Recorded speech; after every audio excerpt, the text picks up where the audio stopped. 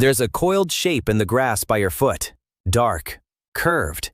You don't decide anything. You don't think the word snake. Your body is already gone, leaping sideways, heart hammering, breath caught in your throat before your eyes have even finished looking. And then your eyes finish looking. And it's a garden hose, just a hose, lying there, exactly where you left it. You stand there with your pulse pounding in your ears, feeling your whole body slowly come down off a cliff it climbed in less than half a second, over a piece of rubber. Now think about something else. This morning you got into a car, a 2,000-pound machine made of glass and steel and burning fuel. You drove it at lethal speed, a few feet away from other machines going the opposite direction just as fast, with nothing between you and them but a painted line on the road. And maybe, at some point, you glanced down at your phone. Your heart didn't pound. Your palms didn't sweat. You felt nothing. You were calm. You were bored even. You might have been singing. So here's a question I want you to sit with tonight. Why does a garden hose, a thing that has never harmed a single human being in the history of the world, send your body into full panic, while a car, one of the deadliest things you will ever touch, doesn't raise your heartbeat at all? You are scared of the wrong things. All of us are, spectacularly, consistently, predictably scared of the wrong things. We scream at spiders that can't hurt us, and shrug at the stuff that quietly kills us by the thousands. And that is not a personal failing. It's not because you're irrational. It's because of a decision that was made about your brain long before you were born, by a world that no longer exists. By the end of this, you're going to understand exactly why your fear is pointed at the wrong century. And a little later, I'm going to tell you about an experiment with monkeys raised in a lab that proves your fear of snakes was not something you learned. It was installed. It was waiting in you from the day you were born, like a trap that only needed one touch to spring. But first, let's look at the mismatch. Because once you see it, you can't unsee it. Make two lists in your head. On the first list, put the things that genuinely terrify people. The things that make us jump, scream, freeze, climb up onto chairs. Spiders, snakes, the dark, heights, deep water with something moving in it, things with too many legs, things that slither. Now make the second list. The things that actually kill human beings in the modern world, in huge numbers, day after day. Cars, the food we eat, cigarettes, swimming pools, staircases, the little electrical sockets in every wall of your home, the slow creep of a heart packing itself in fat. Look at those two lists. They barely overlap. They're almost opposites. Spiders. In most of the world, the number of people killed by spiders every year is close to nothing. You are vastly, almost comically more likely to die falling down your own stairs than from every spider you will ever meet combined. And yet, which one makes you shriek? Which one makes you grab a shoe and back out of the room? It's not the staircase. You walk down the staircase half asleep, in the dark, holding a coffee, scrolling your phone. The staircase is a far better killer than the spider. The spider just has a better publicist somewhere deep in your brain. A car is one of the most dangerous objects a human being interacts with. In a country like the United States, cars kill more people in a single year than snakes and spiders have probably killed in that entire country across living memory. And we feel nothing. We let our children ride in them. We eat behind the wheel. We get drowsy and keep driving. The machine that's statistically trying to kill us gets total trust. And the harmless rubber hose in the grass gets a full-body panic. This is the puzzle. And here's the first clue to solving it: the speed. Go back to that moment with the hose. The most important thing about it wasn't the fear. It was how fast the fear came. You didn't see a hose, think about whether it might be a snake, weigh the odds, and decide to be careful. There was no thinking at all. The jump came first. The thought came second. You were 3 feet away before the conscious, reasonable part of your mind had even gotten the memo. That order tells you everything. It tells you the fear of snakes does not live in the slow, thoughtful, modern part of your brain.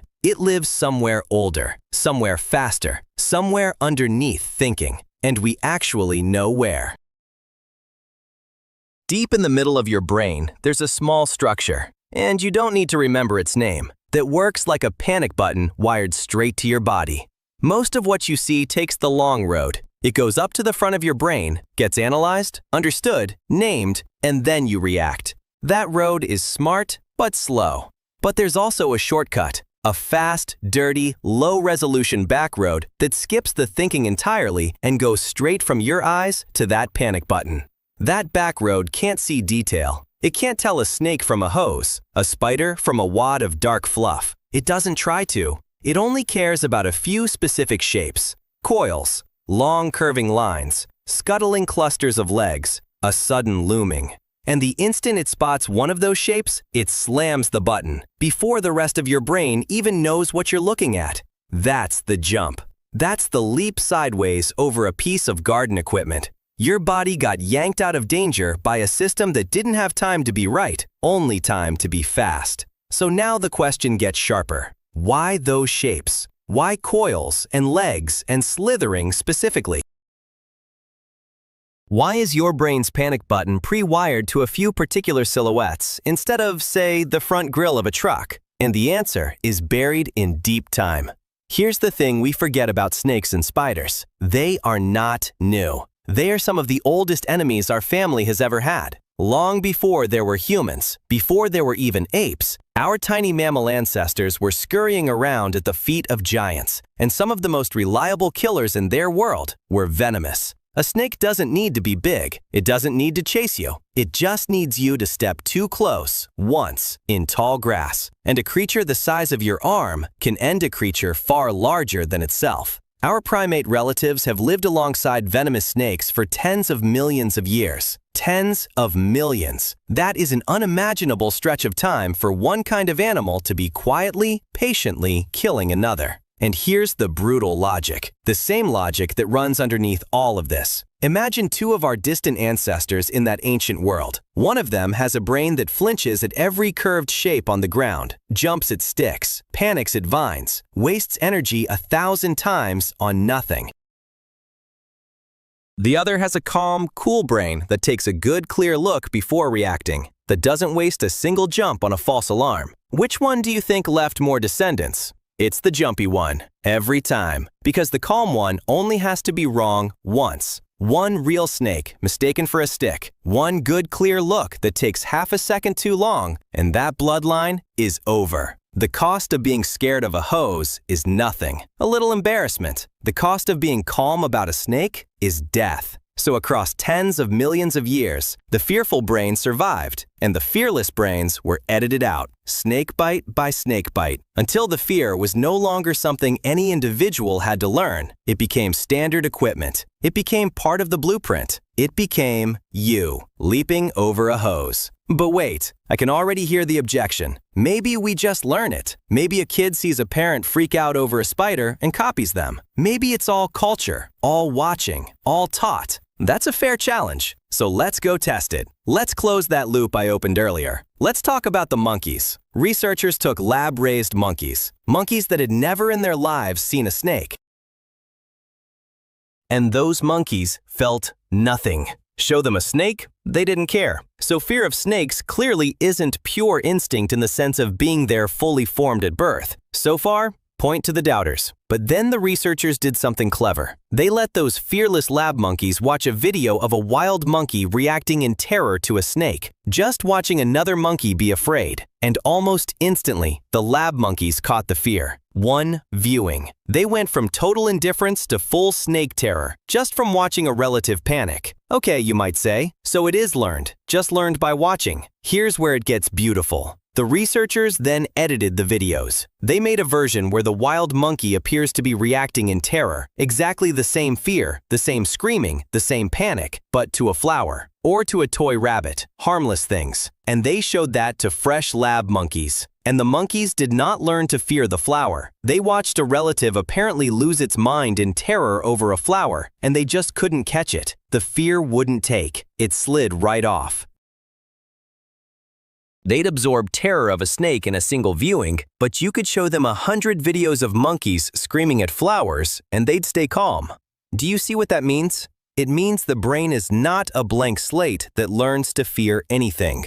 The brain comes preloaded. It comes ready to learn some fears almost instantly with the lightest possible nudge, and it actively refuses to learn others. The snake fear was already there, coiled up, waiting, needing only one tiny spark to ignite. The flower fear had nothing to catch on. There was no slot for it. That's the proof. Your fear of snakes isn't a thing you were taught. It's a thing you were built ready to feel. The world only had to whisper, and the fear was already standing there, waiting to answer. And it shows up earlier than you'd ever guess. Show pictures to very young children, even babies, a grid full of flowers with one snake hidden in it, and a grid full of snakes with one flower hidden in it. The snake jumps out at them. They find the snake in the flowers far faster than they find the flower in the snakes, before they can talk, before anyone has taught them anything.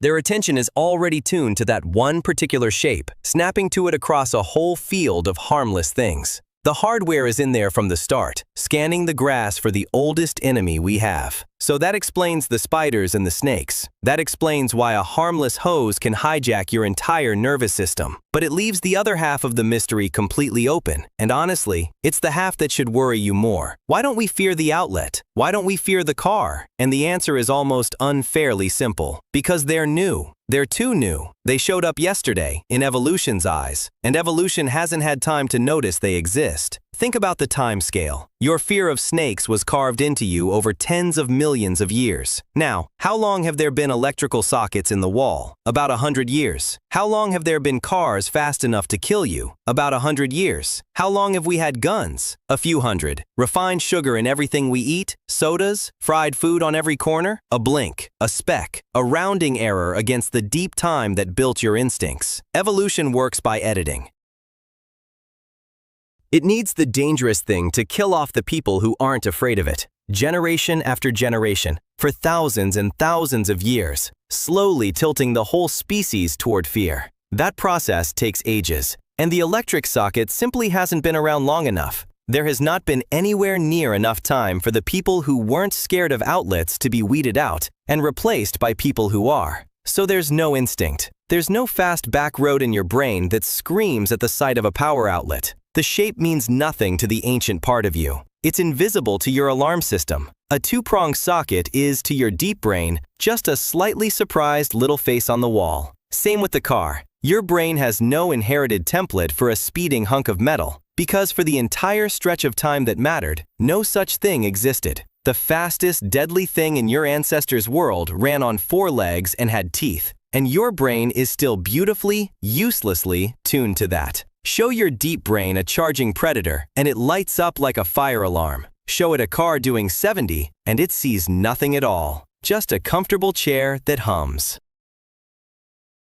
And here's the flip side, the part that ties it together. The same wiring that fails to fear the new dangers also fails to resist the new pleasures. You crave sugar and fat with the same ancient logic, because for almost all of human history, those things were rare and precious and worth grabbing at any chance you got. Your brain still treats them like treasure, still floods you with reward when you eat them, completely unaware that they're now available on every corner 24 hours a day in quantities your ancestors couldn't have dreamed of. So you reach for the thing that's slowly killing you with the same instinct that once kept you alive. Your wiring is doing its job perfectly. It's just doing it in the wrong world. And now we arrive at the genuinely unsettling part, the thing I promised at the start. Take a step back and look at the whole picture. Your fear, your most basic, gut-level, body-overriding fear, is aimed almost entirely at things that are no longer a serious threat to most of us. And it is almost completely silent about the things that are actually going to kill us. The heart disease growing quietly inside us from the food we're built to crave.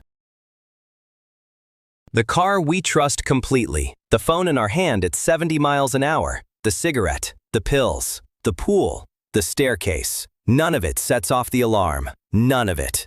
Your body will scream bloody murder at a spider in the bathtub the size of a coin and stay perfectly serene as you do the things that statistics say are most likely to end you. We are, every one of us, walking around perfectly calibrated for a world that vanished thousands of years ago. Armed to the teeth against leopards and snakes in the dark, standing in a world that kills us with sugar and speed and electricity, feeling no fear at all. Your alarm system isn't broken, it's just answering a phone that stopped ringing a very long time ago, while the real danger knocks politely and walks right in. That should frighten you more than any spider ever has. And yet, I don't want to leave you there, because there's another way to hold all of this, and it might be the most hopeful thing I can tell you. That fear you feel, the leap over the hose, the chill at the slithering shape, is not stupid. It's not a defect. It's the single most successful inheritance you carry.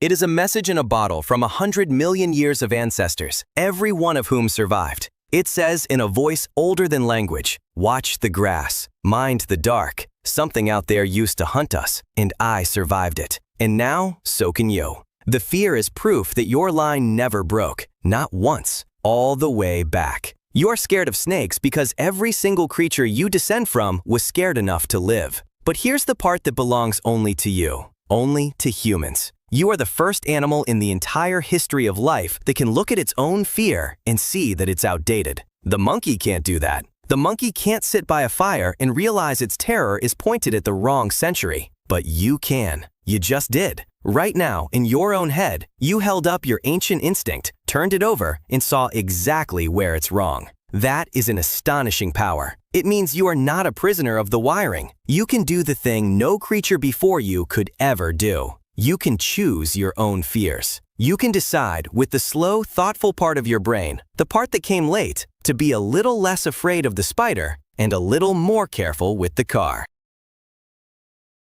You can put on the seatbelt that your instincts will never beg you to wear. You can fear the cigarette your body finds delicious.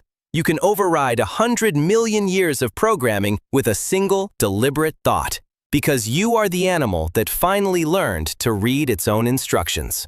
So the snake fear is the gift your ancestors gave you, and the seatbelt, the smoke alarm, the careful glance before you reach for the wall socket, those are the gifts you give back. Across all that time, to yourself and to whoever comes after you. Isn't it strange to realize how much of you was written for a world you'll never see? You're carrying around a body full of these old ghosts, fears for dangers that are gone, hungers for treasures that are now everywhere, instincts steering you every single day toward a life that no longer exists.